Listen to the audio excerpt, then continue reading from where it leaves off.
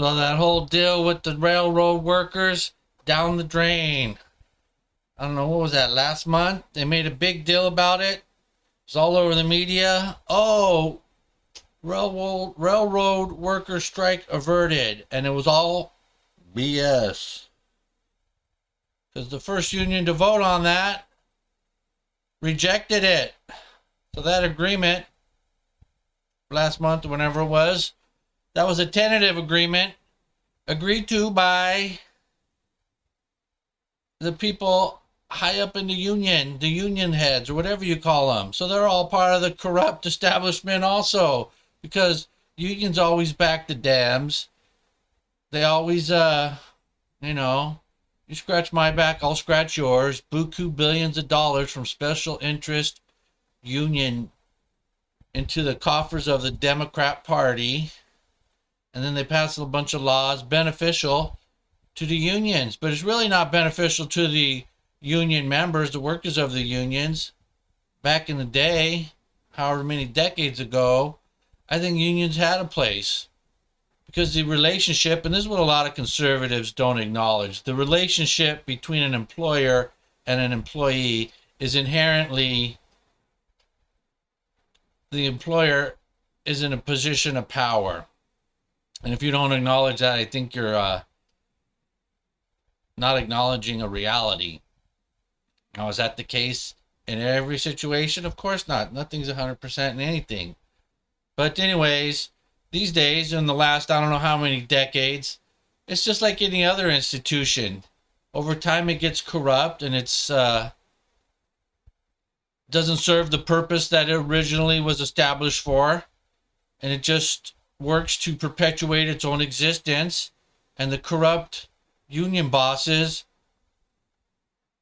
spend time accumulating more power and lining their pockets with money. And then they get all involved in politics, and we all know the Democrat Party is corrupt as hell. And so that's a whole deal between the Democrats and the unions. I've always been a pro-union guy up until the last, I don't know how many years, decade or so.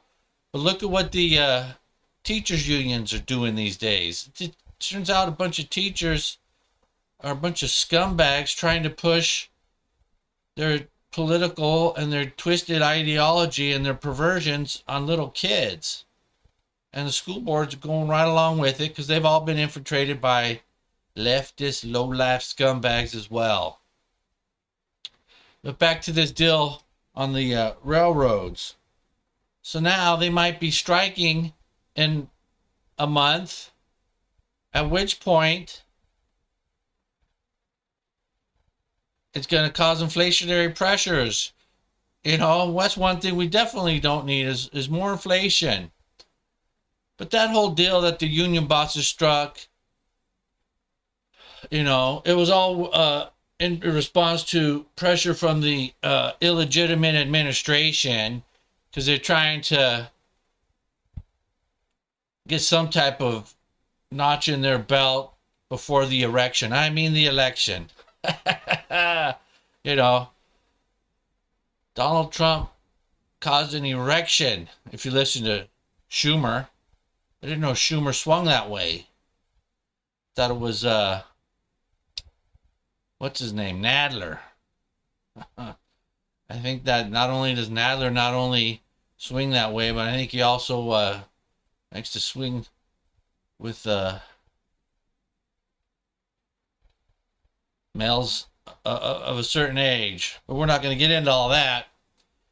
So I just want to do a video on this whole thing with the railroad thing, because, just try to get the word out there. Everyone share the news about this railroad stuff, because the corporate media made a big deal about when that deal was allegedly struck, even though it wasn't, to try to make the potato look good. It was all bull crap. Anyways, just a quick video on this likelihood of a strike coming up here with the railroads. And if that happens, get ready for even worse inflation. More good news for you folks. All right. Have a good one.